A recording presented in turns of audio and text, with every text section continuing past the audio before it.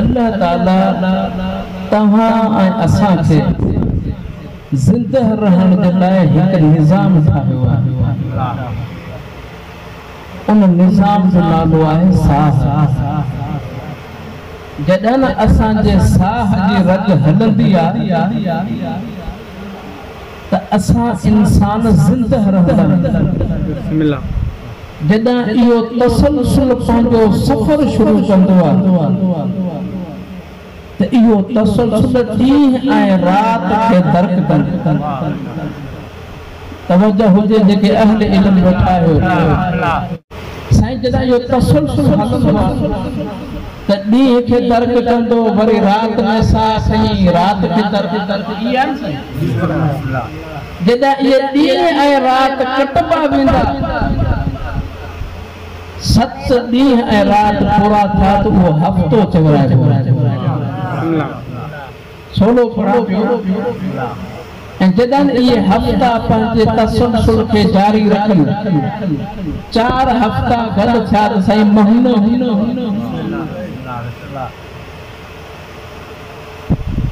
12 महीना गॾु थींदा आहिनि, साल थींदो आहे। मां जल्दी सां हलां थो पियो, तवज्जो हुजे, छो जो मां ॾिसां थो पियो अञा तव्हांजी तबियत मूंसां कोन मिली आहे।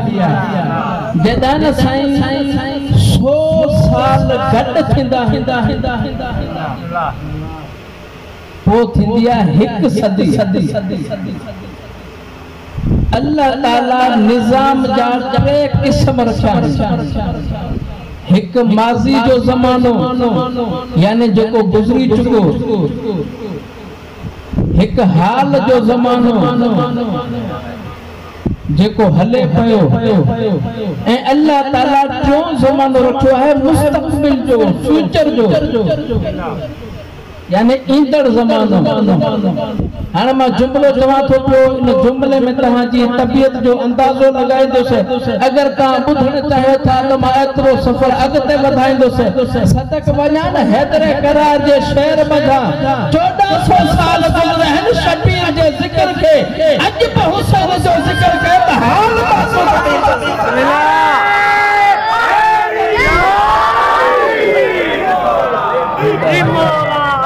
अॼु बि अगरि ज़िक्र कयो साईं इएं कोन थींदो आहे त 14 साल पहिरियां करबला इएं थींदो आहे जो इमाम जो शान हींअर बयान थिया। ही अल्लाह ताला जे पाक पैगंबर जो उहो प्यारो नवासो आहे। मां मुक़दमे में हलां थो पियो ताकि मां जी सोची तो तव्हां मूंसां गॾु थिया मां पंहिंजे इनवान में दाख़िल थींदुसि। करबला जी सरज़मीन ते तमाम सहाबा शहीद थी विया। जेके आख़िरी फर्द वेठा हो करबला जी सरज़मीन ते सभु यार मददगार थिया, शहीद। मौला हर एक जनाज़ो खयो, जिस्म ते बि ज़ख़्म हुया। 3 ॾींहंनि जी भुख ऐं प्यास हुई। हाणे इहो आहे त जिस्म कमज़ोर हुजे, साईं थकावट हुजे, ईअं साईं मां सदक वञा हैदरे करार जे लाल मथां जॾहिं आख़िरी मर्तबा हुसैन मौला घोड़े ते सवार थियो, ज़ुल्फ़कार खे गॾु खईं, मौला सवार थी करे चए थो पियो अॼु काइनात खे ॿुधायां थो पियो अली जो फर्ज़ंद पढ़ंदो कीअं आहे। लबैक या हुसैन, लबैक या हुसैन, लबैक या हुसैन, लबैक या हुसैन, लबैक या हुसैन।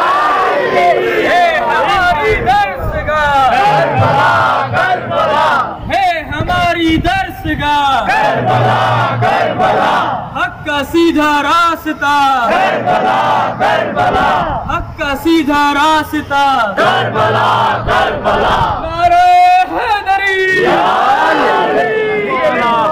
हुसैन मौला घोड़े ते सवार ज़ुल्फ़कार के हथ में खई, मौला एक रज्ज़ पढ़ियो आहे। हुसैन मौला ॾिसी करे चए थो पियो तोड़े तो तव्हां जे नज़रनि में ही हुसैन कमज़ोर आहे मां पंहिंजे जुमलनि में चवां अॼु ख़ैबर याद न ॾियारां त अली जो फर्ज़ आहे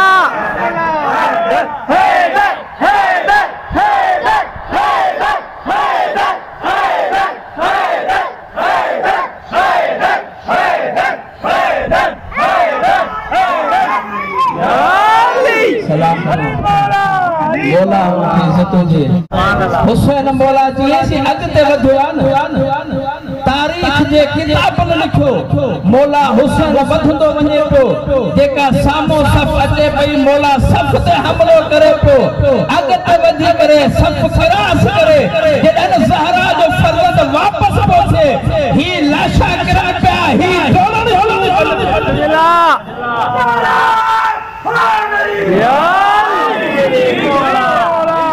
वहंदो रहियो आहे ज़हरा जो यज़ीद हिकु जुमलो चयो यज़ीद चयो लअबत हाशिमुन वला ख़बरुन जाअ वला वहयुन नज़ल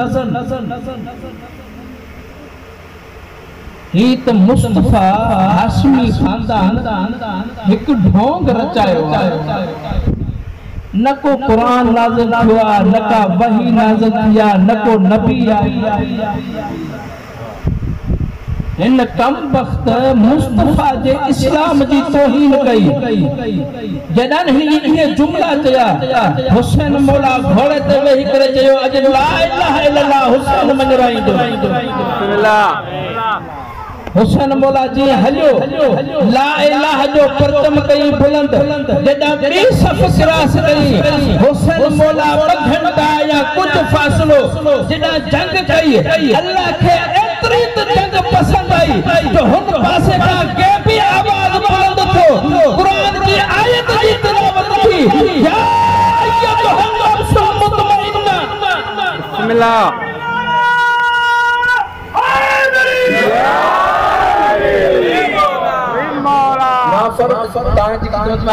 हुसैन मौला तमाम शहीदन जी शहादत ज़ाहिरी ज़ख्म हुया दाख़िली ज़ख्म हुया नकाहत हुजे कमज़ोरी हुजे लेकिन अल्लाह ताला हुसैन के चए थो या अय्युहन नफ्सुल मुतमइन्ना ए नफ्स मुतमइन इरजई इला रब्बिके पंहिंजे रब जी तरफ वापस अच राज़ियत मर्ज़िया अल्लाह तोखां राज़ी आहे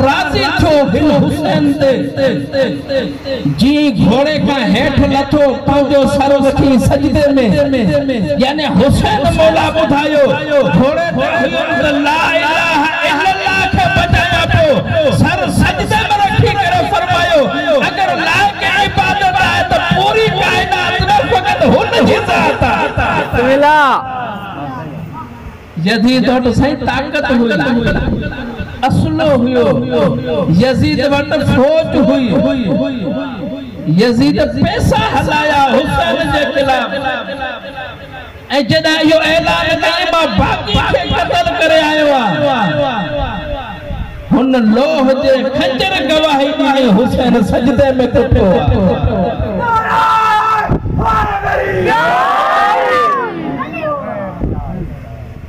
हिता खां मुंहिंजो मौजू शुरू थिए थो पियो अल्लाह ताला टे ज़माना रखिया आहिनि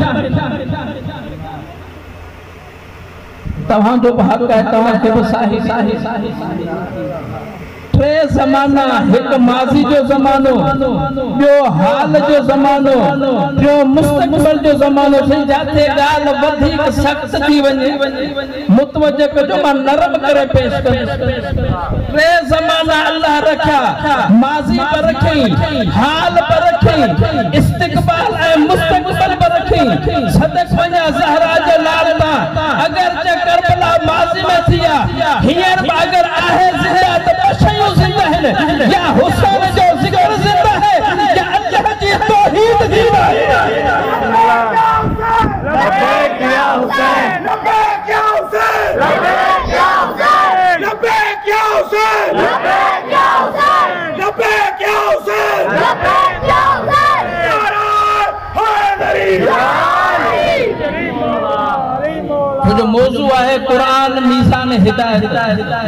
अल्लाह ताला 1,24,000 अंबिया मोकिलिया,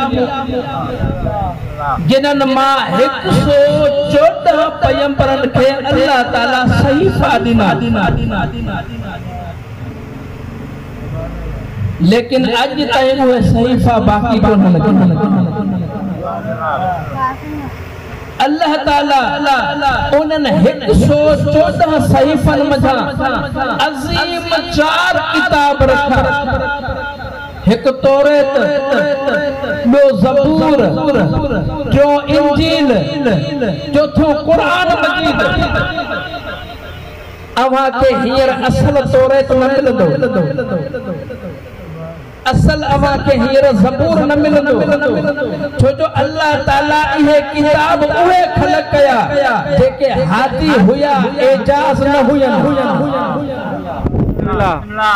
साईं अल्लाह ताला मूसा खे तौरेत ॾिनो, तौरेत हुयो हिदायत लाइ, ऐं मुअजिज़े लाइ छा ॾिनई? असा लठ, जेके तारीख़ सां तालुक़ रखो था। अल्लाह ताला हज़रत ईसा खे इंजील ॾिनो, इंजील हुयो हिदायत लाइ, एजाज़ ऐं मुअजिज़े में छा रखी? ईसा नबी खे क़ुवत ॾिनी ताकि मुर्दे खे ज़िंदा करे। अल्लाह ताला दाऊद खे ॾिनो आहे ज़बूर, ज़बूर त हिदायत हुयो। ऐं थधा थी विया वला,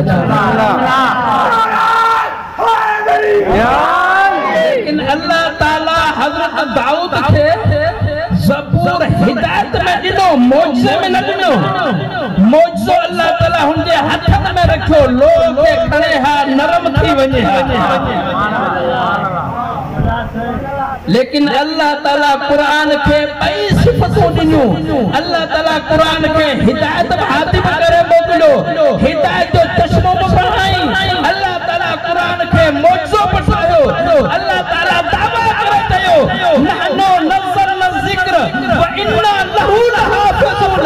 कुरान खे असां नाज़िल कयो, असां कुरान जी हिफ़ाज़त कंदासीं। आहे के माई जे लाल में कुरान मिटाए ॾेखारे।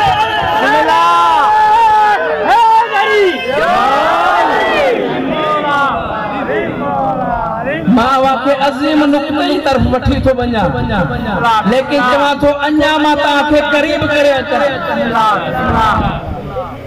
साईं अल्लाह ताला 114 सहीफ़ा मोकिलिया, कंहिं बि सहीफ़े जे लाइ इहो कोन्हे को जो तव्हां हुनखे हथ लायो ऐं हुन जे लाइ तव्हां वुज़ू करे अचो।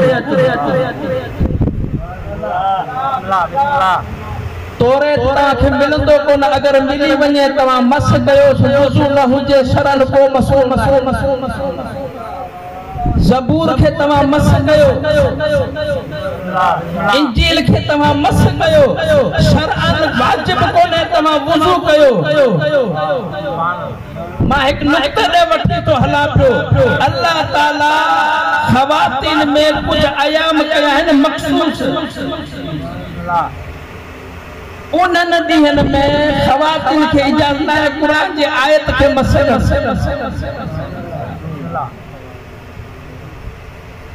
लेकिन कुरान मजीद जेॾा मस करणो आहे, पहिरियां अव्हां खे वुज़ू करणो पवंदो। मां ॾिसां तव्हां केतिरो मुंहिंजे वेझो अची विया आहियो। हाणे मां ॾिसां तव्हांजे मीज़ान खे, छो जो मुंहिंजो मौज़ू इहो आहे कुरान मीज़ान हिदायत आहे। साईं जाफ़री साहब तवज्जो हुजे, अल्लाह ताला कंहिं बि सहीफ़े जे लाइ तहारत शर्त कोन रखी आहे। कुरान जे लाइ तहारत शर्त रखे। नबी जे सरदार नबी सहाबा जे मजमे में वही अल कुरान अली व अली मल कुरान, कुरान अली सां गॾु, अली कुरान सां गॾु। बिगर कहर ते कोले को अली बिगर कहर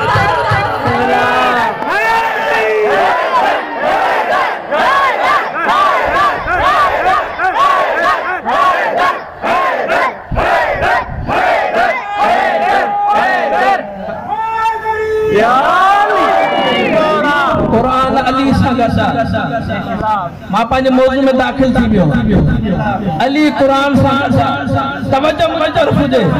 मां कोशिश कयां थो पंहिंजी ॻाल्हि खे खोले करे अॻिते वधां ताकि तव्हां ताईं पैगाम पहुचे। क़ुरान अली सां गॾु, अली क़ुरान सां गॾु।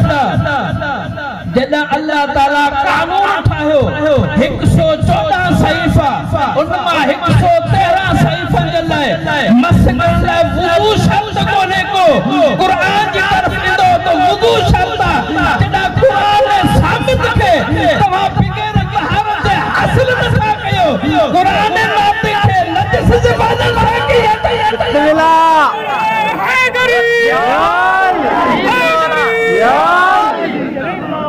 ॿियो मुक़दमो ॿधी अॻिते वधां। ही ॿ मजलिसूं मुंहिंजूं अशरे जो मुक़दमो हुयो। अल्लाह ताला मुस्तफ़ा नबी पाक तोहा ऐं यासीन नबी जी ज़ुबान मथां कलमात जारी कराया। अज़िक्रो अली इबादत। जॾहिं क़ुरान जी तिलावत बग़ैर ताहर जे कान्हे का। हाणे ही दुनिया वारा चवंदा आहिनि अली जो ज़िक्र फ़क़ति शिया कनि था पिया। मां चवां अल्लाह जो कानून आहे जंहिंजी ज़ुबान ताहिर हूंदी अली जो ज़िक्र कंदो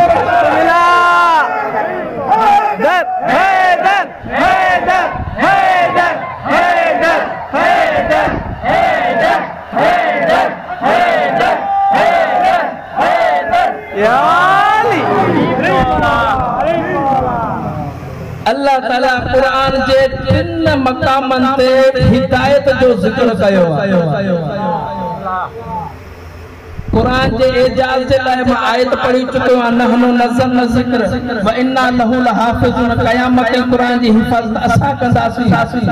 यानी मौजो चइबो इनखे आहे अगर मौजो अचे त फारिग अदा हुजे ऐं वो मौजो ता हयात बाक़ी रहे। तवज्जो हुजे। अल्लाह ताला क़ुरान जे 3 मक़ामनि ते ज़िक्र कयो आहे। क़ुरान जी हिदायत पहिरियों मकाम अल्लाह ताला क़ुरान में फरमायो अलिफ लाम मीम ज़ालिकल किताबु ला रैब फीह। ये क़ुरान वो किताब है जिसमें को हुदल लिल मुत्तकीन। क़ुरान हिदायत है मुत्तकीन के लाए। से तवज्जो है। पहिरियों मकाम क़ुरान हिदायत है मुत्तकीन के लाए। अल्लाह ताला बे मकाम ते फरमायो हुदम व रहमत। ही क़ुरान हिदायत है साहिब ईमान के लाए।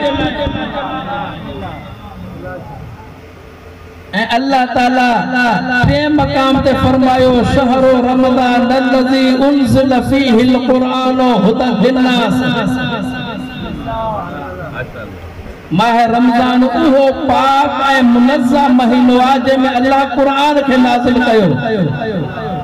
ऐं ही क़ुरान हिदायत है मुसलमाननि जे लाइ। क़ुरान में 3 मक़ामनि ते हिदायत जो ज़िक्र आहे। पहिरियों त क़ुरान हिदायत है मुसलमाननि जे लाइ।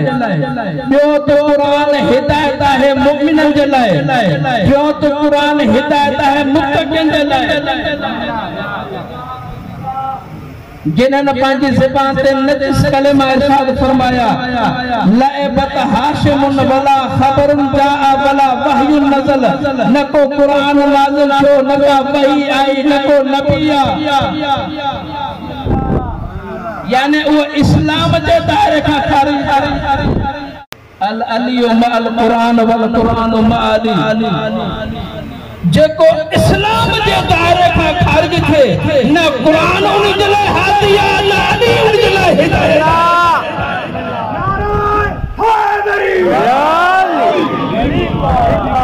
ॿियो बयान अल्लाह ताला क़ुरान खे हादी करे मोकिलियो आहे मोमिननि जे लाइ। मां एक जुमलो चवां थो पियो शायद मां तव्हांखे सम्झाए सघां। गदीर जे मैदान में नबियनि जो सरदार नबी फरमायो हो मन कुंतो मौला हो फहादा अलीयुन मौला। जंहिंजो मां मौला है उनजो अली मौला है। तंहिंजी माना जेको साहिब ईमान हूंदो त क़ुरान हादी आहे।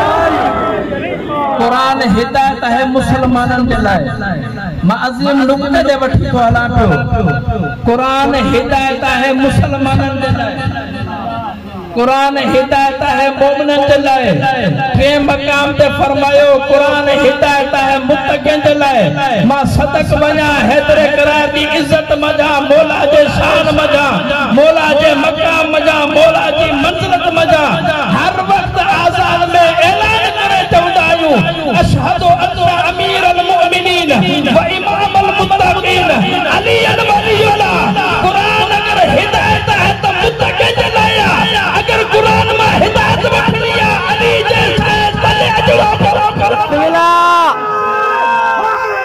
या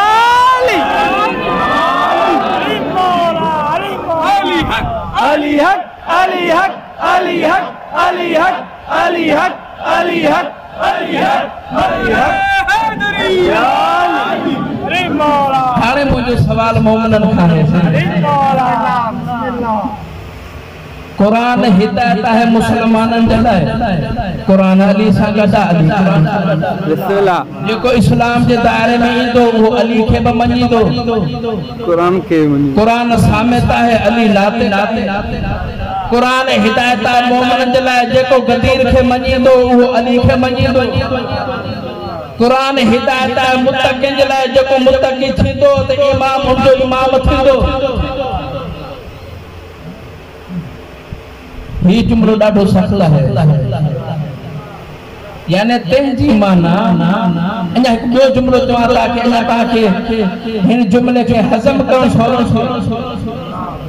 अल्लाह जे पैगंबर फरमायो ला यजूजु अहद नसरात तवज्जो है सही इल्ला मन कतब लहु अलीयुल जवाज अगर को इंसान पुल्ले सिरात का गुजरन चाहे तो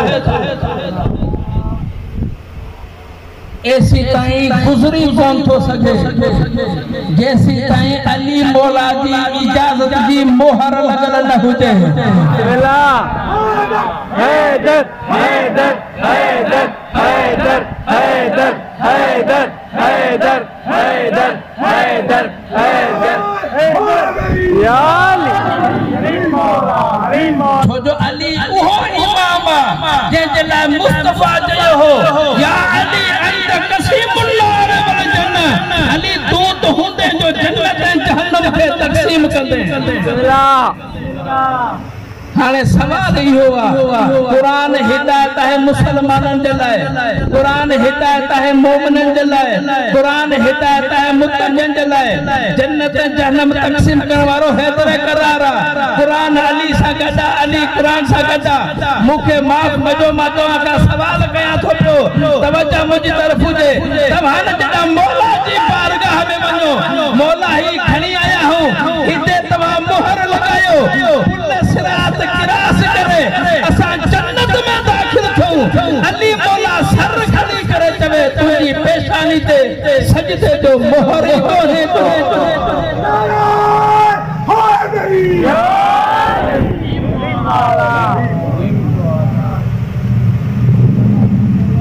मां मौजू हिदायत रखियो आहे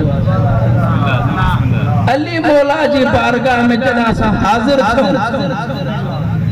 मौला हिनते मोहर हणो छो जो पुल सिरात हूंदी जहन्नम जे मथा जेको गिरास कंदो त जन्नत में दाखिल थींदो न करे सघियो त जहन्नम में किरी पवंदो मौला तव्हां हिन जे मथा मोहर हणो ताकि असां सीपेक मथा गुज़रो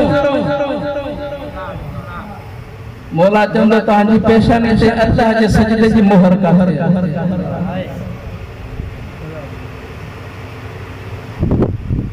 कुरान त असांजे लाइ हिदायत आहे कुरान असांजो हादिया कुरान का हिदायत असांखे वठे